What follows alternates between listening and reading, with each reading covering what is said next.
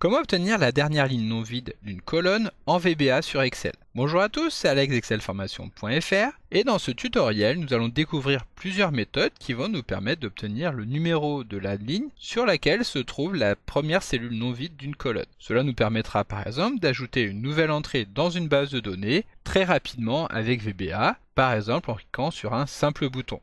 Comme vous pouvez le voir, lorsque nous cliquons sur celui-ci, Excel va se placer à la suite de notre tableau afin d'insérer une nouvelle entrée. À chaque fois que nous allons appuyer donc sur ce bouton, Excel ajoutera automatiquement une nouvelle entrée. Alors vous trouverez très régulièrement de nouvelles vidéos sur la chaîne, alors pensez à vous abonner et surtout à activer la clochette de notification afin d'être sûr de ne manquer aucune astuce et de devenir rapidement un pro d'Excel.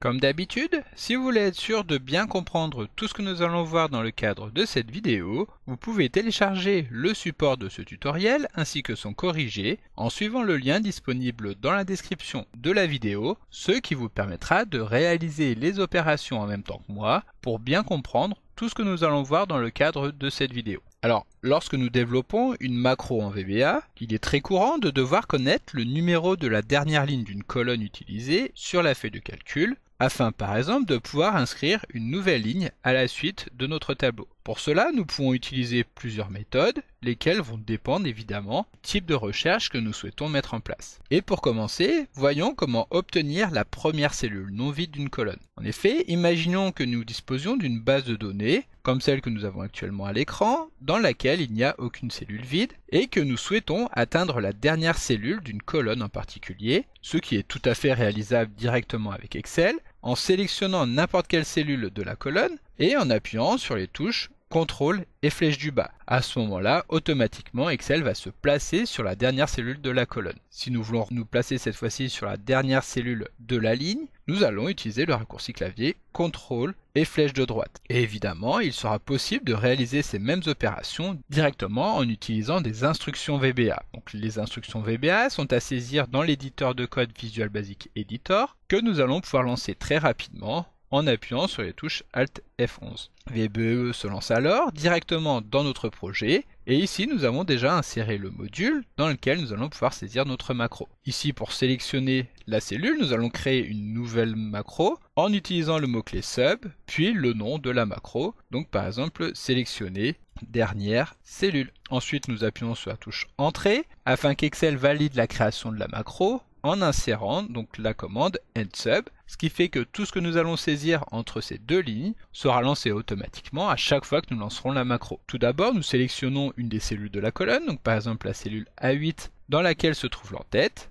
en saisissant tout simplement ses coordonnées entre crochets, donc A8, et ensuite pour sélectionner la dernière cellule de la colonne, donc nous allons utiliser l'instruction end avec pour argument la valeur xldon, c'est-à-dire d'aller vers le bas. Ensuite, pour sélectionner cette fameuse cellule, nous appelons l'instruction select. Pour tester notre macro, nous appuyons tout simplement sur la touche F5 et donc à ce moment-là, automatiquement Excel va sélectionner la cellule A18. Maintenant, si nous souhaitons non pas sélectionner cette cellule, mais par exemple afficher ses coordonnées, nous allons insérer cette instruction dans un MSGbox qui permet donc d'afficher une notification à l'utilisateur. Et ici, plutôt que de sélectionner, nous allons par exemple afficher l'adresse de la cellule avec la propriété adresse. Ici, nous appuyons sur F5 et Excel nous informe donc que la dernière cellule de la colonne est la cellule A18. En revanche, il faut savoir que si dans notre colonne, nous avons une cellule qui est vide, donc par exemple ici en supprimant la valeur de la cellule A14, alors Excel effectuera le même traitement mais s'arrêtera juste avant cette cellule vide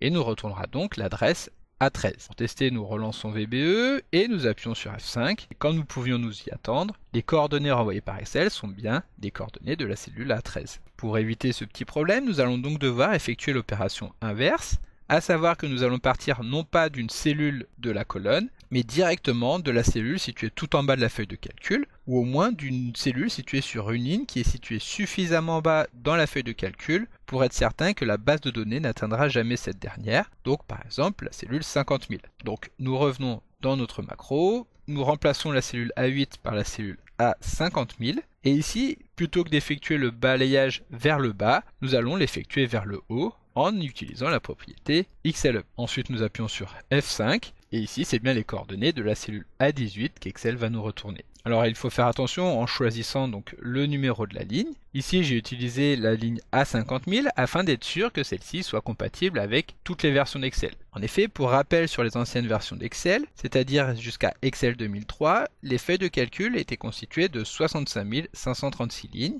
et c'est uniquement à partir de la version d'Excel 2007 que ce nombre de lignes passe à 1 048 576. Donc si vous voulez être sûr que ce fichier puisse être exploité sur l'intégralité des versions d'Excel, faites attention de ne pas dépasser ces 65 000 lignes, en sachant bien entendu qu'il faudra également faire attention au format du enregistrement du fichier et utiliser un format XLS. Voilà, donc maintenant que nous avons vu comment récupérer la dernière ligne, voyons comment adapter cette ligne de code afin de récupérer cette fois-ci la dernière colonne contenant une valeur.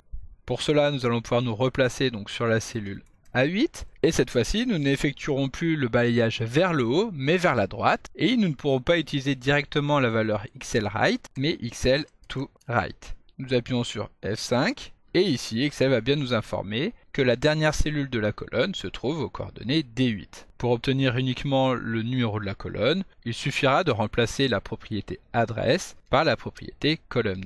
Nous appuyons sur F5 et Excel nous informe qu'il s'agit de la 4e colonne de notre feuille de calcul. Voilà, donc maintenant que nous connaissons les coordonnées de la dernière cellule non vide d'une colonne ou d'une ligne, nous pouvons obtenir sans trop de difficulté le numéro de la ligne suivante en ajoutant tout simplement un plus 1. Donc ici, nous allons vouloir récupérer le numéro de la ligne qui suit directement notre tableau. Nous revenons donc ici, dans notre macro, nous revenons à ce que nous avions saisi tout à l'heure, c'est-à-dire le A50000 avec un balayage vers le haut, donc XL up. Et pour récupérer le numéro de la ligne, nous allons appeler la propriété .row. Et avant de valider, nous allons tout simplement ajouter plus 1, ce qui fait que si nous appuyons sur F5, Excel nous informe que la ligne suivante directement notre tableau est la ligne 19, ce qui va nous permettre d'insérer une nouvelle entrée directement dans notre tableau en enregistrant ce numéro dans une variable. Donc ici, nous allons créer une nouvelle variable que nous allons appeler ligne. Étant donné que nous allons vouloir y stocker un nombre entier, nous allons typer cette variable en tant que integer.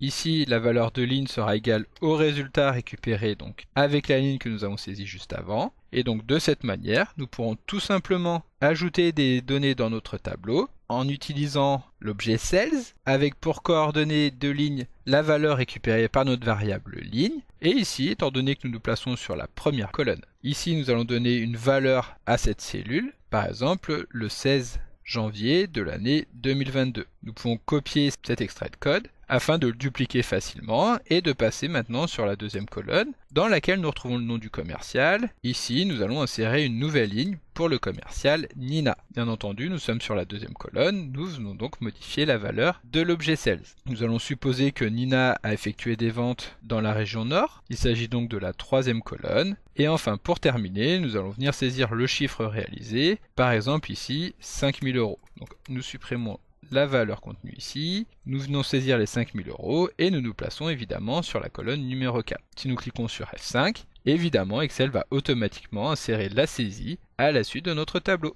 Et donc maintenant, avant de nous quitter, nous allons voir un dernier point qui consiste à déterminer comment sélectionner automatiquement la dernière cellule utilisée d'une feuille de calcul. En effet, si nous souhaitons sélectionner la dernière cellule de la feuille de calcul, nous pouvons tout simplement utiliser l'objet useRange. Cet objet, qui est donc un objet range, nous retourne en effet une plage qui va englober toutes les cellules situées entre la toute première cellule utilisée et la toute dernière cellule utilisée. Ici, nous allons donc créer une nouvelle macro que nous allons appeler tout simplement test et qui va nous retourner donc l'adresse de cette plage de cellules. Pour appeler l'objet useRange, nous allons devoir définir que celui-ci provient de la feuille de calcul active, donc ActiveSheet.usedRange. Et étant donné que nous allons vouloir afficher à l'utilisateur les coordonnées de cette plage de cellules, nous allons utiliser un MSGBox. MSGBox de ActiveSheet.useRange.address. Nous appuyons sur F5 et ici Excel nous informe que les cellules sélectionnées se trouvent entre les cellules A1, donc situées tout en haut à gauche, et la cellule D19. Si nous voulons sélectionner la dernière cellule de cette plage, nous allons pouvoir utiliser l'objet cells que nous avons utilisé juste au-dessus en comptant le nombre de lignes et de colonnes contenues à l'intérieur de celui-ci. Donc pour gagner un petit peu de temps dans le développement de notre macro, nous allons utiliser un with qui va nous permettre de récupérer automatiquement les sous-propriétés donc de ActiveSheet.useRange. Ici, étant donné que nous allons vouloir sélectionner les cellules contenues dans cette page de cellules, nous insérons un point cells Pour récupérer le nombre de lignes, nous utilisons .rows.count et le nombre de colonnes va être récupéré grâce à columns.count. Et ici, soit nous affichons donc les coordonnées de cette cellule, soit nous la sélectionnons tout simplement. Et donc avant de pouvoir tester notre macro, nous allons fermer le with avec un endwith. Maintenant nous appuyons sur la touche F5 et comme vous pouvez le voir, automatiquement Excel va sélectionner la cellule D19. Attention, il faut quand même savoir que cette macro permet de sélectionner la toute dernière cellule utilisée par le classeur. Or, cette dernière cellule utilisée ne correspond pas forcément à la dernière cellule dans laquelle se trouve une donnée. En effet, imaginons que nous sélectionnons n'importe quelle cellule située en dehors de la plage de cellules du useRange, que nous y saisissons un numéro de téléphone, que nous validons et que nous allons ensuite vouloir mettre en forme. Donc en effectuant un clic droit en choisissant format de cellule. Si nous nous rendons dans la catégorie spéciale, nous pouvons sélectionner le numéro de téléphone. Donc ici nous validons, Excel remet en forme la cellule et si nous supprimons la valeur de cette cellule, nous n'avons pas de moyen de voir visuellement que effectivement une donnée a été saisie dans cette cellule. Mais si nous nous rendons dans notre macro et que nous la lançons à nouveau, Excel va considérer que la dernière cellule utilisée de la plage est effectivement cette cellule-ci. La raison est très simple, c'est parce que nous y avons défini un formatage qui fait que c'est maintenant cette cellule qui est la dernière cellule de la feuille de calcul. Pour corriger le problème, il suffira tout simplement de supprimer la colonne en effectuant un clic droit et en choisissant supprimer. De cette manière, si nous lançons une dernière fois la macro, c'est maintenant à nouveau la cellule D19 qui sera sélectionnée. Donc comme d'habitude, vous pouvez télécharger le support de secours en suivant le lien que vous trouverez dans la description de la vidéo. Si la vidéo vous a plu, n'oubliez pas de la liker et de la partager à vos collègues et amis sur l'ensemble de vos réseaux sociaux. Et vous pouvez également me laisser vos impressions dans l'espace des commentaires, je lirai chacun d'entre eux et y répondrai avec plaisir. Évidemment, si ce n'est pas encore fait, abonnez-vous à la chaîne pour ne manquer aucune astuce. C'est également très important pour m'aider à gagner en visibilité afin de pouvoir développer la chaîne et continuer de vous proposer des tas de nouvelles vidéos. Merci d'avoir suivi cette vidéo et à très bientôt pour un prochain tuto.